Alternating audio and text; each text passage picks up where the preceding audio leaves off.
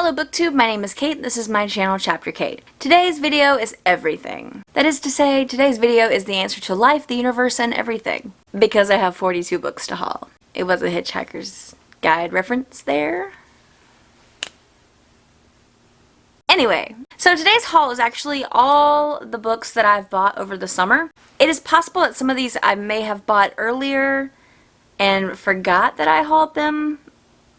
I have a bad memory right now. So, summer was very long, and so I don't know how much I remember about all of these books, and we're going to do our very best. The first thing I want to do is haul my Book of the Month YA books. I am a Book of the Month YA affiliate. If you would like to use my link to support me and my channel, I would absolutely appreciate that, and you can find my link in the description below. I'm going to talk about Book of the Month YA for just a minute, and then we're going to get into the rest of the video. Please forgive me. Book of the Month YA is a really great book subscription service if somebody wants to get books every month but doesn't really want that extra stuff that typically comes in a book subscription box. Something really cool about Book of the Month YA is that they pick out a selection of books every month for you to choose from, and they are cheaper than your typical YA hardbacks. So usually, hardback YA novels cost around $18.99, whereas Book of the Month gives you a hardback new release for $14.99. And there's usually a code every month that you can get your first book for $9.99, which is awesome. It's an awesome deal. You can also go back in time and order books that were in previous months' selections. And on top of that, I would so appreciate it if you used my link, because that would support my channel and help me do more things with this channel and ramp it up, get some lighting, that kind of stuff. But now, I'm going to talk about the actual books. So, the 5 books that I have from Book of the Month YA are Wicked Fox by Kat Cho. The main character of this book is an 18-year-old named Gumi Young. She is a Gumio, which is a fox spirit, and these typically feed off the energy of men. However, she has a soft spot for people because she is half human, and so she doesn't kill indiscriminately. She typically goes for men who have committed terrible crimes. I absolutely love, like, shifters in books, like anybody who can shift from one form to another. I love that in books. So that's why I chose this book. The next book is The House of Salt and Sorrows by Erin A. Craig. The main character of this book is Anna Lee. She is one of 12 sisters, and they live in this manor on the sea. They are very well off, and people are starting to believe that her family is cursed by the gods, as sisters of hers keep dropping off like flies, dying one way or another. But Anna Lee doesn't believe it's coincidence because she has these visions of things that are happening to them. And I've heard that this story is very haunting, so it might be really something good to read for October. The next book is The Girl the Sea Gave Back by Adrienne Young. This book, the main character Tova washed ashore in a boat that was half burnt, and she had tattoos all over her skin that marked her as a member of the specific clan, but also as a truth tongue, which means that she could cast runes and read the fates of the future, essentially, and she could give prophecies. And so she prophesies the destruction of this one group of people, and then they go into this war and do some battle-y stuff. That's what I get out of it. The next book was Frankly in Love by David Yoon. This is Nicola Yoon's husband, I believe. Yes. From what I got from the synopsis of this, it's very much like a fake dating sort of trope, which is just really fun.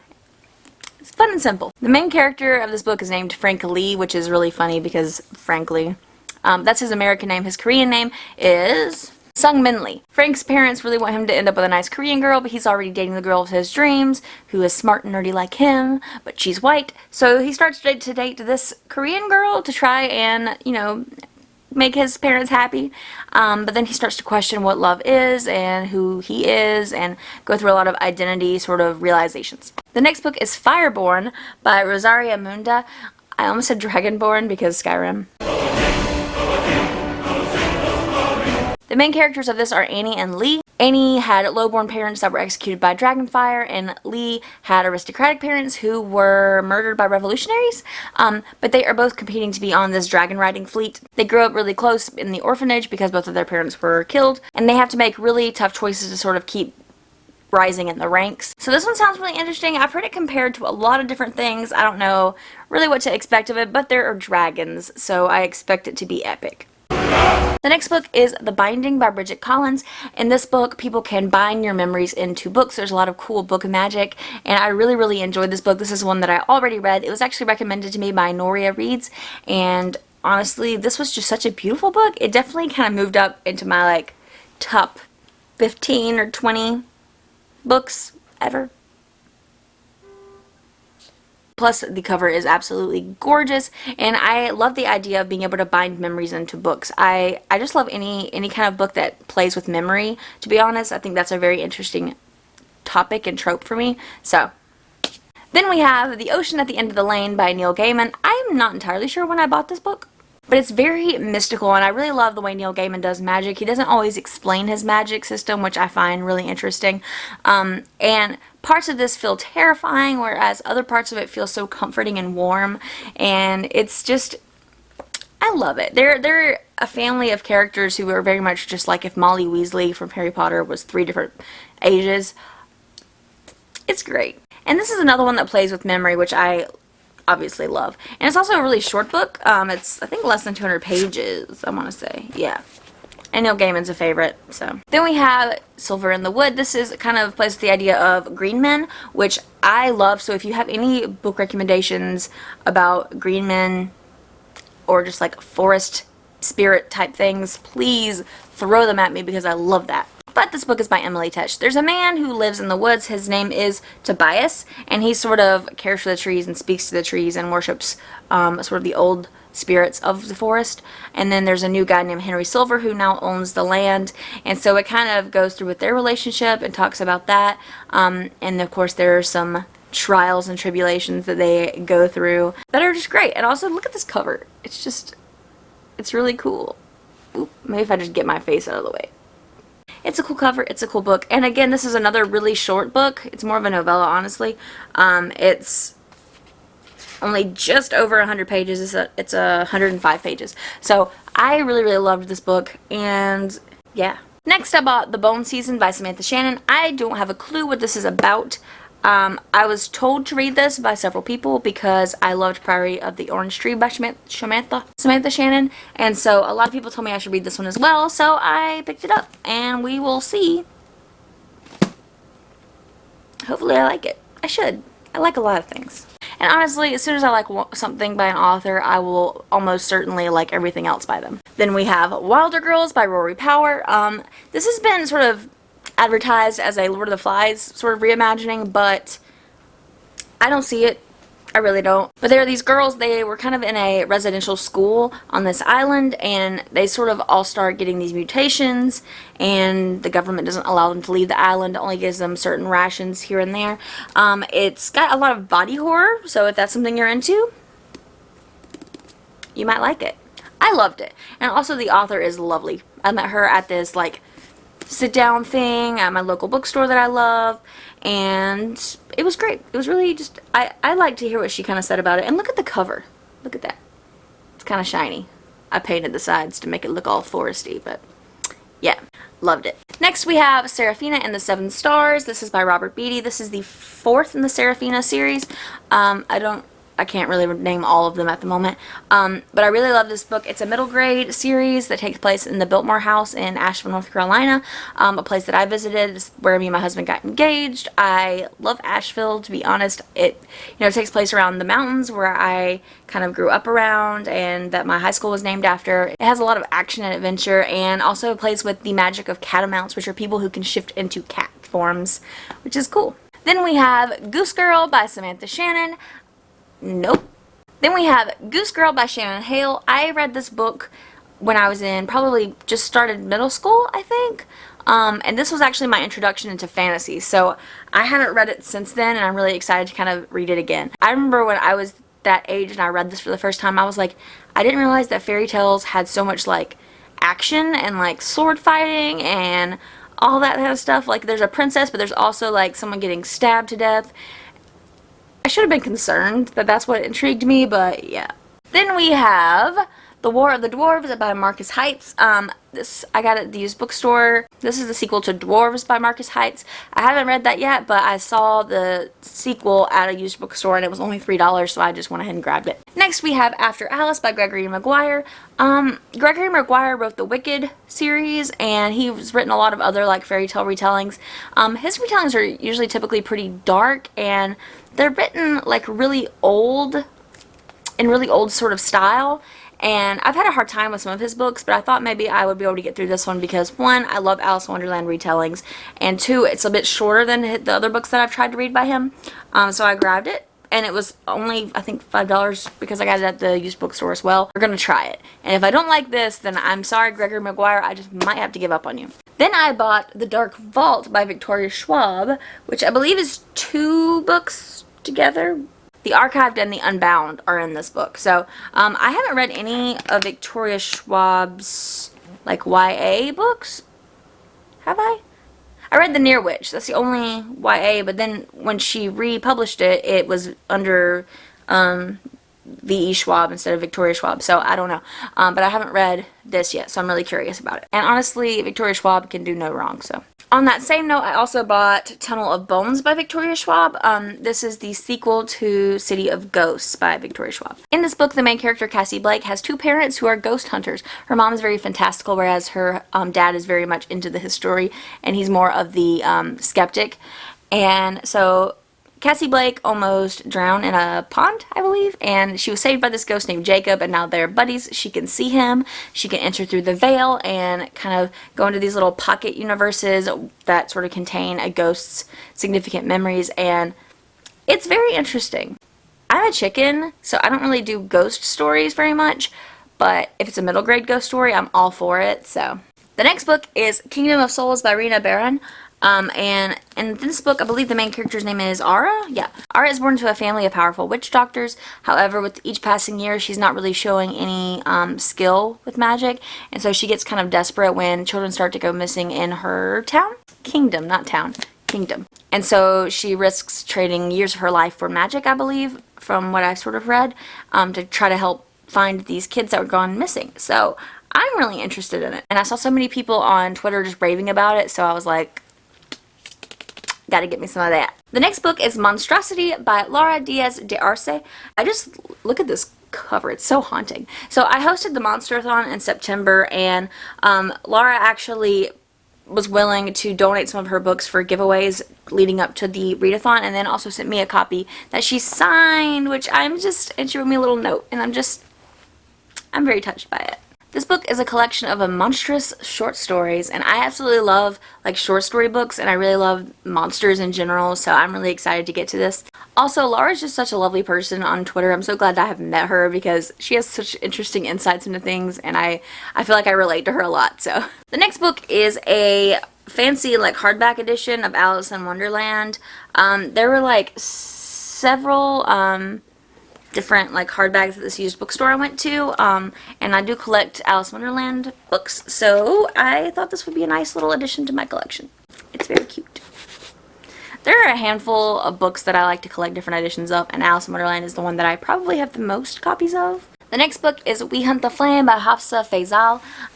This book was actually sent to me by Allie from Allie J Landing on Twitter. I was having a really bad day one time, so I told people to send me pictures of pretty books because that cheers me up. And so she sent me a picture of this book, and I was like, oh my gosh, that book is so gorgeous. I've been meaning to pick it up. And so she sent me a copy of it just because she wants more people to read the book, and that warmed my heart so much. Like I got really emotional about it, and I'm still just so appreciative of it. From what I can kind of gather from the synopsis, there are 2 main characters. Saphira is a hunter. She has to disguise herself as a man so that she can hunt in the forest. If she is revealed as a woman, then she will be punished and rejected for any of her efforts and successes. The other character is Nasir. He is the Prince of Death, and he is the son of the autocratic Sultan, and so he has to punish anyone who dares defy his father's orders. If he shows any softness, then he will also be rejected. Both of them are praised for being sort of icons in their society, but neither of them really wants that responsibility or that sort of prestige. That is all I know of the story, but from what I have heard from the people who are in this fandom for this book, they seem like the nicest freaking people, and I cannot wait to read it. The next book is Dekha and Dire, Dicks for Hire by G.M. Nair. I was sent this book for review, and I have not quite finished it yet. I've gotten through like a chunk of it, but I'm still working on it. The main guy in this is very organized. The main female character in this, she is very disorganized and flighty and impulsive and stuff like that. Somehow they end up creating sort of a detective agency, and then I feel like there's some time travel or something. Some weird stuff starts happening, and they just decide to become detectives, even though they don't really have any experience in that. There's a weird monster on the cover, which makes me excited, and there's a lot of humor in this from what I've read so far. It's like very, like, I appreciate the humor in it. It's very almost like Hi, I forgot a word. It's not chrysanthemum. It's like, you know, like Friends and Seinfeld and like uh, sitcoms. Thank you. I love you. Bye. The humor reminds me very much of like a sitcom, like a 90s sitcom, honestly, and I love that personally. It seems fun, and so I need to get back into reading this one and review it because the author was nice enough to send me this book, and he just seems really nice in general. So the next book is Unnatural Creatures by Neil Gaiman. It's actually not just by Neil Gaiman because it's a collection of short stories by a ton of different authors. I've read 3 of the stories out of this book for Monster-a-thon, and of those 3 stories, I really enjoyed them. They were very weird, and I just love short stories. But there are a lot of really great science fiction and fantasy authors that kind of contributed to this book. One of them is Diana Wynne Jones, the writer of House Moving Castle. So like, but I can't wait to read the rest of the stories in here, so I'll just kind of read them one at a time because that's who I am as a person. When I just want to pick one up, I pick one up and I read a story, so. Next we have The Madman's Daughter by Megan Shepherd. I feel like I've talked about this book way too many times, but it is a reimagining of The Island of Dr. Moreau by H.G. Wells. In this, Dr. Moreau is essentially doing these sort of experiments to combine humans and animals, or to give human traits to animals, but they end up being people with kind of animal traits. It's very interesting. It's a lot of mad science. It's very Gothic era. Like, it has all the Gothic elements. If you like Gothic literature, you'll probably like it. There's a lot of romance in this, which is another element of Gothic literature, so I mean, you'll probably like it if you like Gothic literature. I will say that in some of the reviews that I've seen and read, they don't like the main character because it's told from the perspective of Dr. Moreau's daughter, and they kind of describe her as being whiny, which, I mean, I guess, but, like, also, her dad's kind of scary, so I feel like we're hard on female protagonists sometimes, and we call them whiny, when in reality, like, the authors give them these terrible lives, and it's like, I mean, I'd be whiny if my life sucked that bad, so I enjoyed it.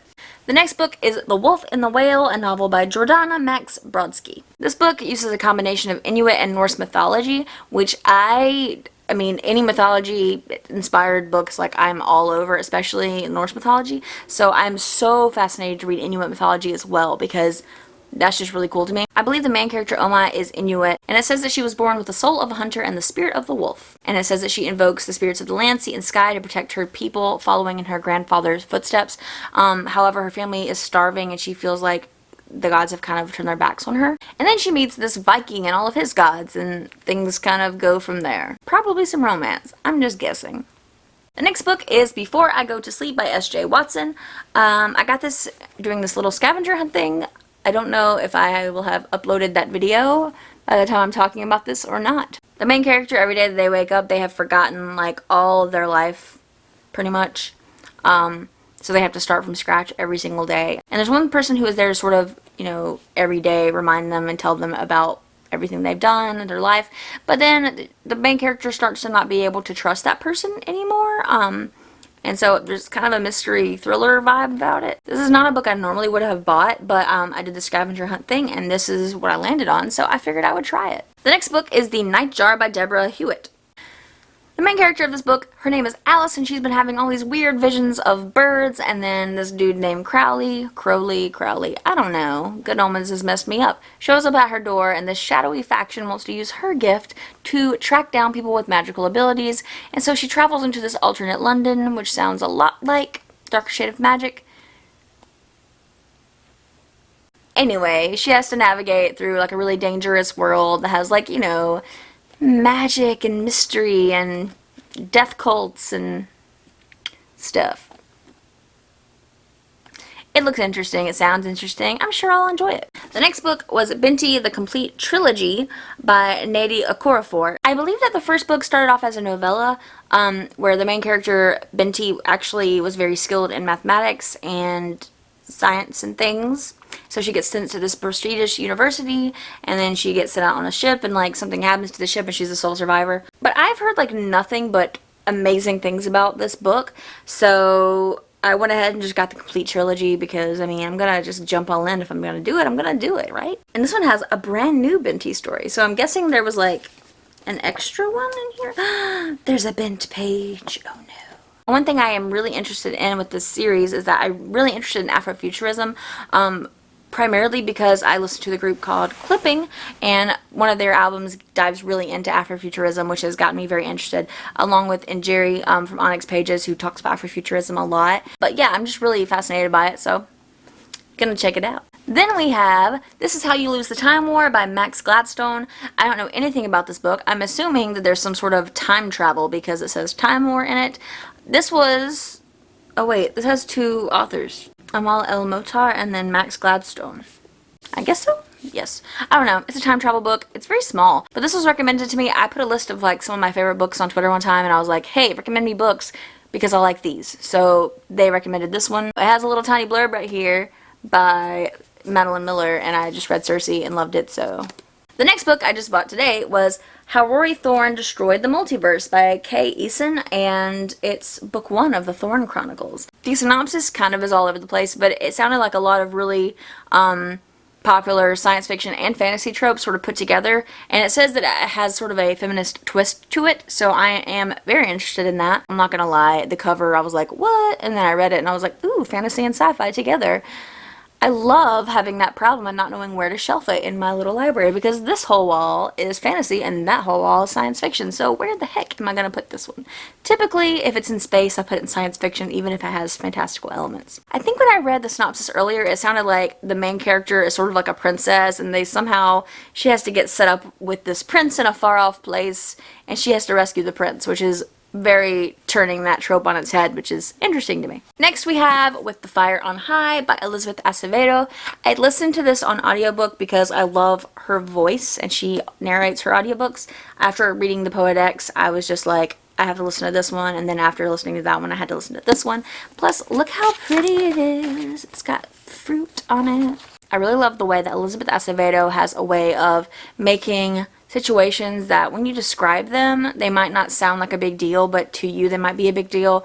I don't know if that makes sense, but Elizabeth Acevedo is so skilled. And I loved the story, and anytime I listen to a book, I need to have the physical copy as well, just because I like to have those physical reminders of things that I have consumed. So the next book I have is Long Way Down by Jason Reynolds.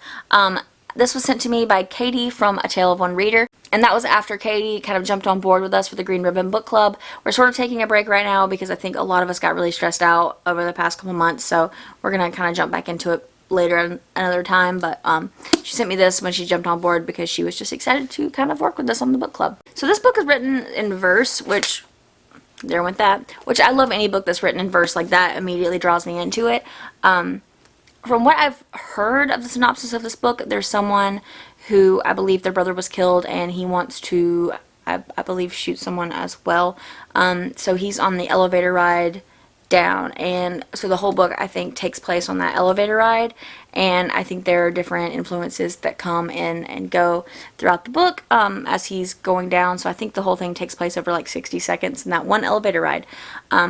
So I'm fascinated by that concept and I cannot wait to read it. It has won so many awards and I'm sure that they are all very, very well deserved. So the next book is The Merciful Crow by Margaret Owen. This book sounds very similar to The Boneless Mercies, where there's like sort of a faction of people who kind of do mercy killings and then they collect the magic from their bones.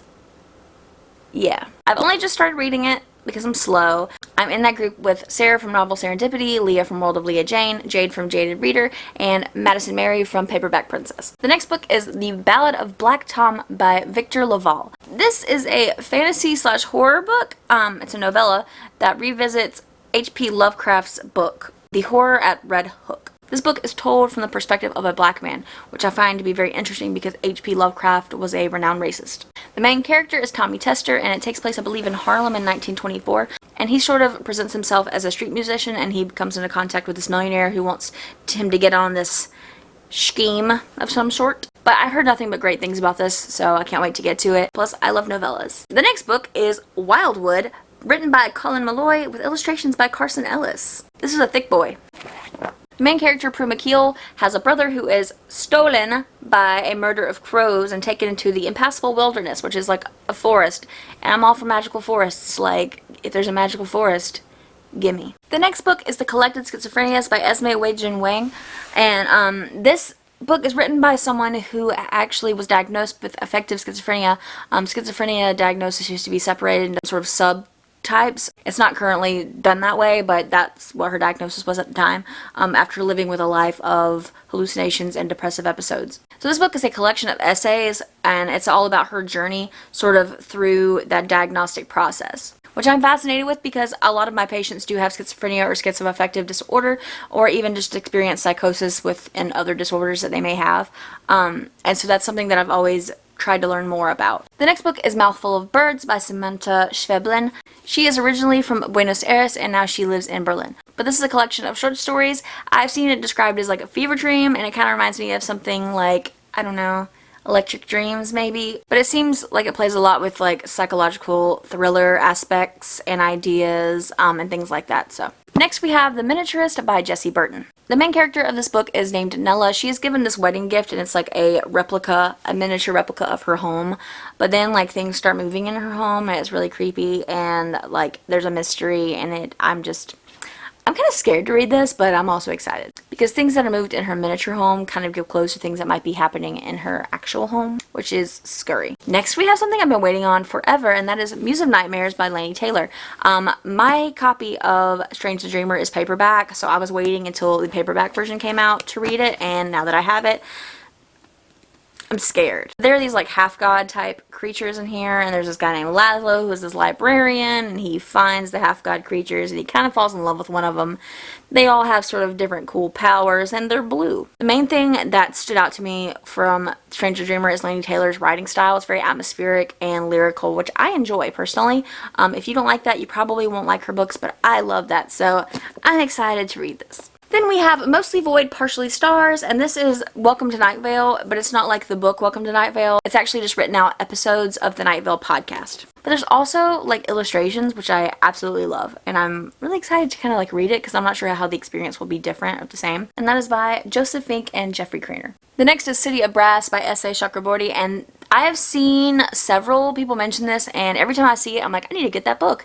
And then I just never did. And then finally I posted this list of my favorite books, and this is one of the ones that was recommended to me that I might like. I don't remember much of what it's actually about, but it's an adult fantasy, and it's blurbed by Laini Taylor, so that makes me feel like it's going to be very magical and lyrical. There seems to be like on the verge of a war in this book, and there's like a legendary city of brass, and they're trying to discover. I don't really know. I'm excited to read it. I don't really want to know much about it going in because I've been just waiting to read this for so long that I'm glad I've forgotten everything about it because it'll be all nice and surprising to me. The next book is Gideon the Ninth by Tasman Muir, and I pre-ordered this and got the Black Sprayed Edges edition, which is Perte. This is about lesbian necromancers, but this is a very like epic adventure with necromancy and like arch nemesis, and like the main character was raised by these angry nuns, and they just want to like leave their whole life behind, pursue something new. But the back says, the Emperor needs necromancers. The 9th necromancer needs a swordsman. Gideon has a sword, some dirty magazines, and no more time for undead nonsense. And then the last book is Middlegame by Shannon McGuire, and this is another author that was recommended to me a ton. Apparently this is about these like two twins that were sort of created, not just born, they were created, and their creator wants them to sort of obtain the highest level of power as possible. The creator kind of wants them to ascend to godhood. At least that's what I kind of gathered. So it seems kind of creepy from the cover. This looks like one of those hand molds that used to be really popular. Like you put your hand on wax and you mold it, but then there's like wicks on it. I don't know. But it seems creepy and cool, and I'm here for it. But that was all of the books that I have in this book haul. I believe that was 42, unless I miscounted. But I don't think I did. I think I counted correctly. I'm sure there were other books that I bought, over the summer that I don't remember. Let me know in the comments some of the most recent books that you've bought, and if you're not comfortable writing a comment, leave an emoji. Something out of, Wish Fulfillment Sylvia of her book, Leave an emoji if you're not comfortable writing a comment. Just do it. But that's all for this book haul. If you would like more of this junk, subscribe below. Bye! Tripping over shadows and I'm drowning